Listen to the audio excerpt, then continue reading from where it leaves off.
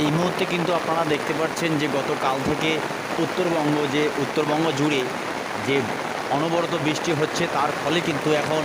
একটা নতুন করে একটি আশঙ্কা তৈরি হচ্ছে যে সমস্ত কৃষক যারা অ্যাডভান্স যে রবি শস্যের জন্য প্রস্তুতি নিচ্ছে, সেই সমস্ত রবি শস্য কিন্তু নষ্ট হওয়ার যে সম্ভাবনা, সেই সম্ভাবনা কিন্তু তৈরি হচ্ছে। এবং বর্তমানে পেঁয়াজে এই মুহূর্তেই আগুন লেগেছে, তার সাথে সাথে কিন্তু